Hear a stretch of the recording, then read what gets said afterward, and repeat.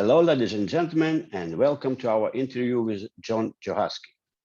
John is a Chief Sales Officer of MetricStream, which is a global market leader for integrated governance and compliance solutions.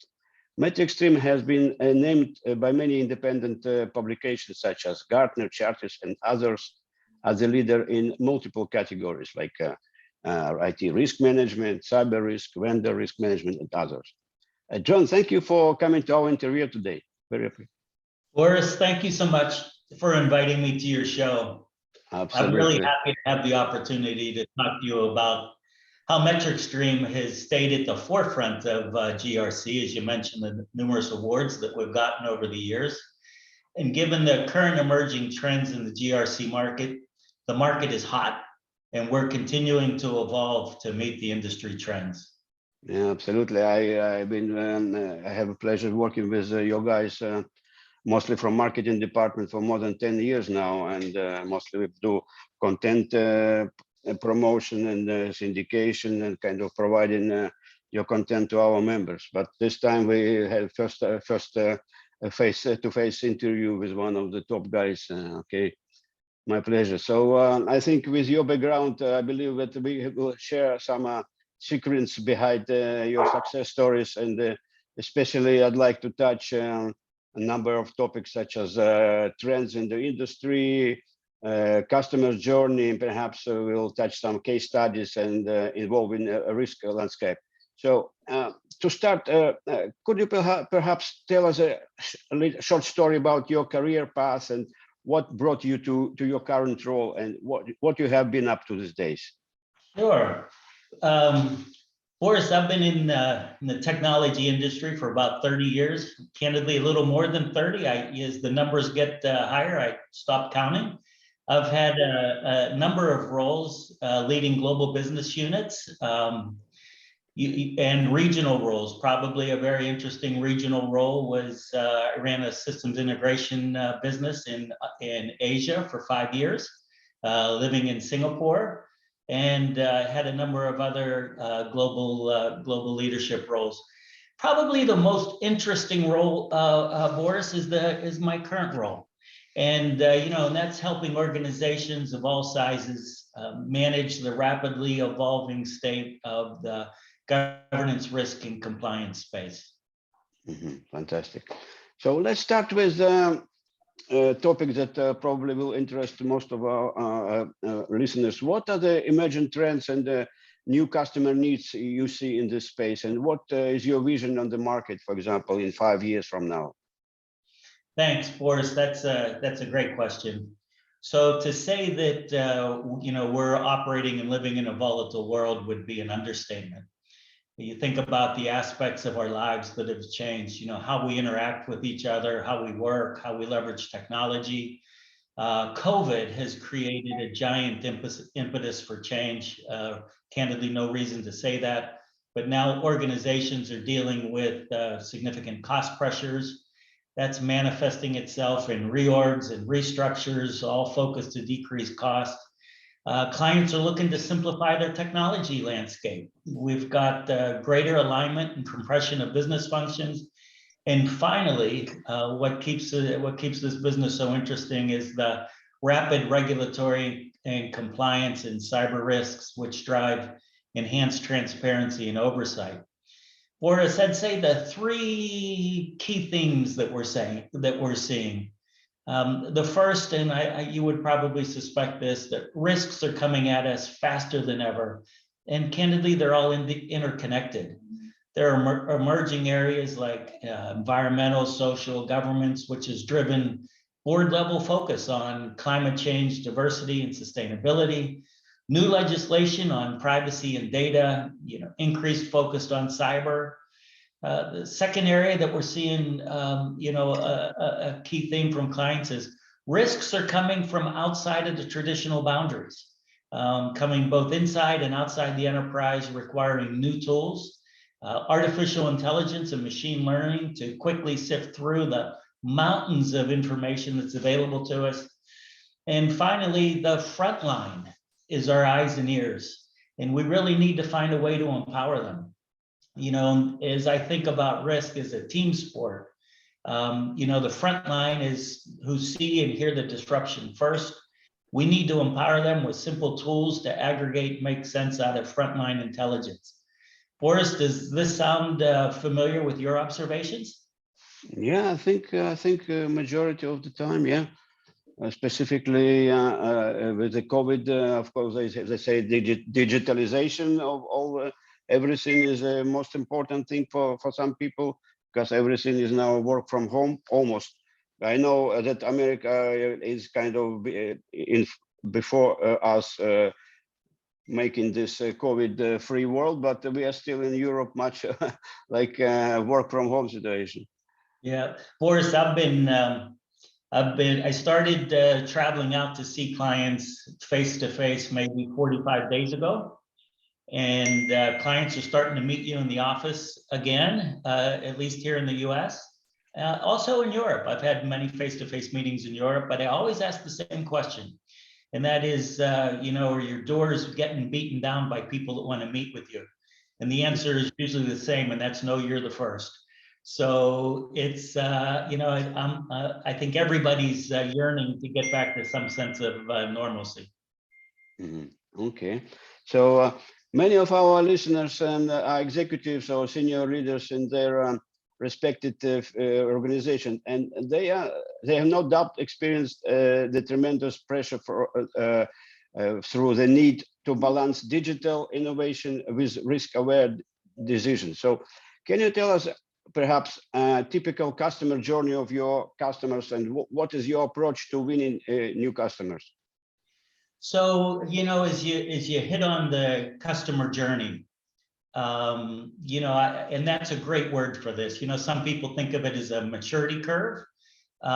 We see GRC as a journey, not a destination. And it's, to solve clients' problems just today, but into the future.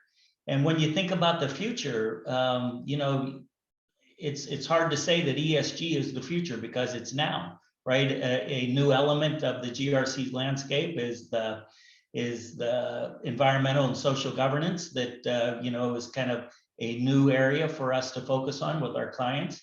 But based on our experience with over 1,000 client implementations and conversations with hundreds of prospective clients, we've developed a structure to help clients identify where they are on their specific journey and what the possibilities are in each stage of that journey. So if you can think of this as 3 stages, manage risk, embrace risk, and thrive on risk. If you think about those 3, think about that as a continuum, with thrive being the ultimate goal state. And, I'll first start and talk about manage. In manage, this is typically a traditional approach to risk management with the specific goal to protect the business, meet regulatory requirements, something we've been doing for 20 years. As you know, this risk is, typically conducted by the second line of defense. So the compliance officers, the ERM department, those sorts of organizations. They often periodically perform risk assessments, whether it's policy review or control assessments. The challenge is they do it quarterly, they do it annually, and the problem is that's all historical data, right? It's looking backwards. This is an important stage, though, because the second line GRC program managers define the data that's needed and who in the company has to play the role to capture the data. But to truly manage risk, organizations needs to break down the silos to bring compliance, risk, cyber, audit teams together to create an integrated risk management strategy. What I hear from most clients right now is they're looking for an integrated risk strategy, not point solutions. They're looking to reduce redundancy, and they're looking to provide increased access to shared policies and data. Now, clients are starting to see the value of the visibility across structured and unstructured data. And, we had, as you know, our GRC summits, right? We do one each year in Europe and one each year in the US. We just had our European summit. We had about 3,000 participants, including industry experts. And we took the opportunity to host a smaller live forum with about 20 or so clients from around Europe. And as we discussed this client journey and we discussed this manage phase, the first phase of manage, embrace, and thrive, I asked the question to the group, how many of you think you're in this manage phase? And, would it surprise you, Boris, if I said, probably more than half of the respondents in the room said, yeah, that's where we are. Mhm. And so I was a little bit surprised to see that they would self-select into manage, because as we move to embrace, companies begin to leverage modern technology to engage the first line of defense. Think of the manage as the few, the management layer, and as embrace as the many when you start to engage the first line of defense. These are the employees that work in the business. The folks that are on the front line that see minute by minute what's happening in the business. And the goal is to get their real-time assessment of control failures. The emerging risk and policy exceptions could be an example. Clients are asking employees to participate in governance risk across the enterprise from the top down to identify hidden risks. Identify them when they're observed, not months later in a quarterly review. And the whole organization leans in to embrace risk through improved visibility and collaborative actions. The primary benefits is, data is more valuable because it's current. You engage the front line, helps to populate your GRC systems. Your GRC systems are only as good as the data that's in it. And the more data, the better. And the only way to get, significant amounts of data is when you push it down to the first line. And this enables the third phase, which is thrive on risk. So as I define those first two stages, Boris, as manage and embrace risk, does that seem logical as the way you think of client journeys? And have you heard anything different from other clients? Yeah, it seems for me logical. Yeah, I've been myself in the trenches, but more than 10 years ago as a risk manager, and I thought we had some diagrams like when we can start our journey from knowing nothing about risk to knowing more, and then in totally kind of completely risk-aware organization. So I think your kind of picture is similar to what I used to know in my times. Boris, as I think about a client that's in the international airline services space, and if you think about that space, this is a space where this particular client had 50,000 frontline workers across 140 different airports. And if you think about the value of gathering information real time, right, had results of improving aircraft turnaround time. And just think about delays in aircraft and turnaround time costs a lot of money and has a lot of impact on their passengers. But as clients move beyond implementing the foundational elements of their risk management strategy, they set themselves up to thrive on risk. So this is the third phase. Manage, embrace, and thrive on risk. Mm-hmm. Here, clients start to leverage more advanced technologies, right? These technologies can, examine the data and provide, this is the important word, predictive analytics, right? The existing data that you populate by involving your first line, right, or then becomes voluminous, so you can make predictive calculations based on what you're seeing. In an example of if you had a fraud occurring within 2 banking regions, and that fraud that you observed has similar characteristics, you can then begin to understand where you may have additional vulnerabilities. And this allows you to prioritize your resources for rapid remediation. But you need advanced technologies to be able to do that. You need AI, ML, you need risk quantification tools for reporting analytics becoming very prevalent to analyze the data that you're seeing. This provides organizations with the ability for real-time, accurate, contextual information, giving you the ability to make strategic decisions and investment decisions. Boris, I was just with a senior IT cyber risk leader from a global telecommunications company. And I was, and we've been working with them for the past couple of years.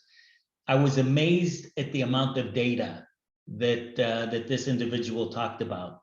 You know, they had 100+ internal systems, more than 1,000 of suppliers, and they collect 2 billion pieces of information every 24 hours. 2 billion pieces of information. Is it something like Facebook? No, it's a telecommunications giant. Oh yeah. And every 15 minutes, they do 4,000 assessments every 15 minutes. And if you think about what the ability to do that with the volume of information that I just stated, you need advanced technologies to be able to do that. And one of the values there, Boris, is, you know, as you go to a CISO or to the board of directors and you say you've got these IT cyber vulnerabilities, you know, the first 2 questions are what's the risk and how much is it going to cost me to remediate that risk? Without the content of the data and then quantifying that data to dollar terms, are we able to provide the CISO or the board of directors with information as to where they want to make their investment decisions? Mm-hmm. So, Boris, at this stage, risk becomes more purposeful, and this is where we see, you know, clients that are able to take that information and affect their top line by making the right decisions. Okay. So I would like to hear your personal opinion. For example, what is the commonly held belief or biggest misconception in your field of expertise, like GRC, that you strongly disagree with?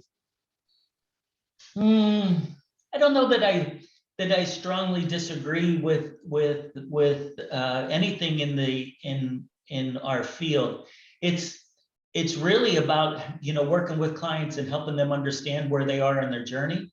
And I think of this last stage of the journey as the goal state.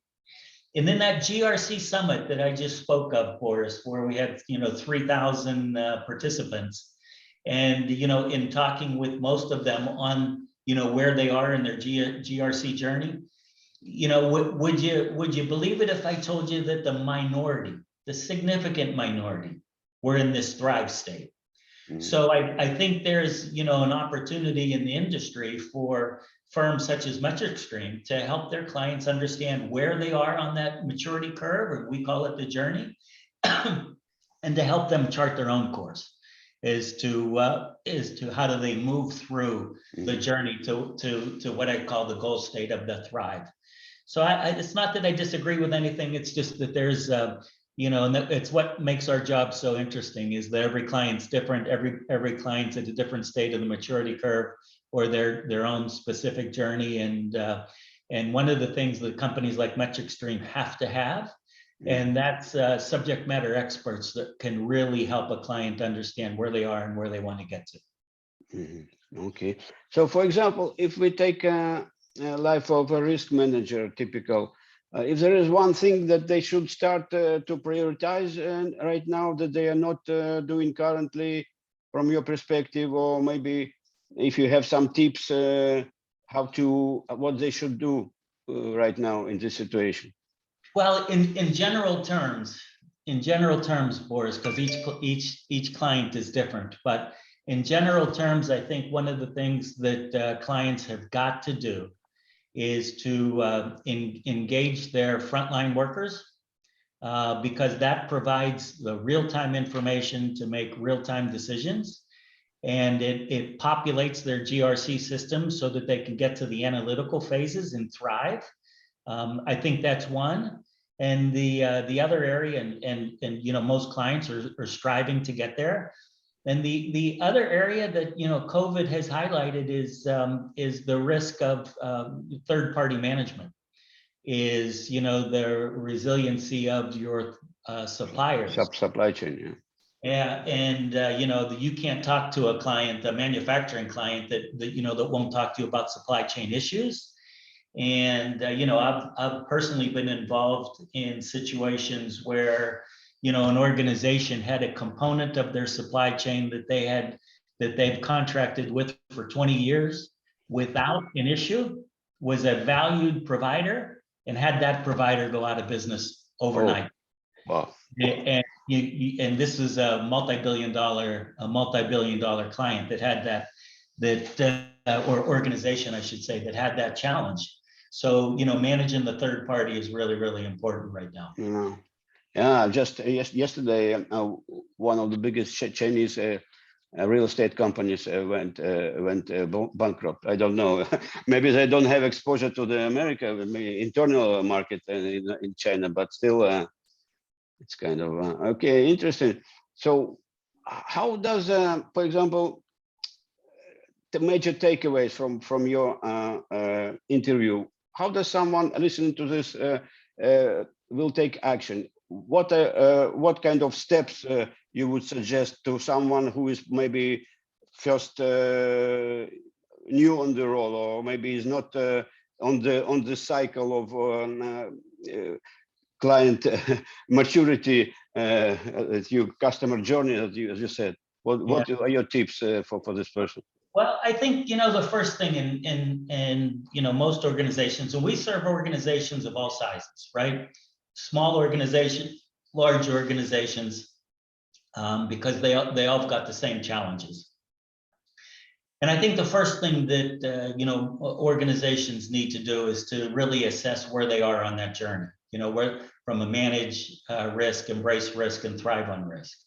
And I think they should, create their own maturity curve goal set as to, where they are today and where they want to be in 12 months, 24 months down the road, and what are the actions that they have to put in place. The other thing that most organizations are starting to look at, and this is new for us as well, is the environmental social governance, and we call it ESGRC. And the reason that we call it ESGRC is we think of it as the new frontier of GRC. And, at MetricStream, we've long operated on a common platform across our product lines. And so adding ESGRC is a natural addition, right? Uses the same data formats. And, we've developed an ESGRC application very, very rapidly over the past 12 months and have recently announced it. And, the reason that ESGRC is important is, companies are focused at ESGRC at the C-level and the board level. Yeah, exactly. And the reason that they are, Boris, well, number one, it's the right thing to do, but it has a direct impact on a company's valuation. Here's a couple statistics for you. $288 billion was invested in sustainable assets in the first 11 months of 2020. Mm-hmm. And that's almost 100% increase from the prior year. So investors are valuing healthy ESG companies higher than unhealthy ESG companies. So the starting point to becoming a healthy ESG company is having the data, right? Mm-hmm. Regulators are going to require. Europe is already on a path of mandatory reporting starting next year through SFDR. And in the United States, the SEC is also looking at standard and mandatory reporting. And to get, to really focus on ESGRC, companies need to think about, streamlining the disclosure process, know their third parties, what are their ESG objectives, how do they measure against those, how do they report against them. And right now, Boris, it is largely manual, very difficult to get to.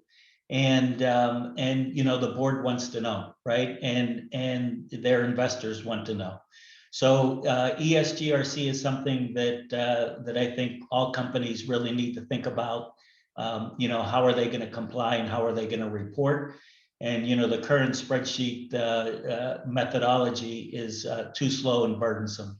So that'd be the second thing that I think that most companies, and for us, it's dealing with new decision makers, right? Ethics leaders, HR, and other senior leaders within an organization. So we have to learn as well. I feel really good about the product that we've developed.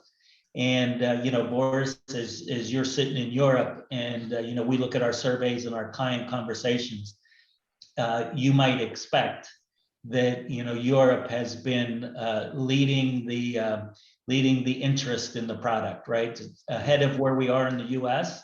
But we can't talk to an organization in Europe that doesn't want to talk about ESG. And we're working with a number of big providers in Europe. Even had some of them help us define the product so that we made sure we got there.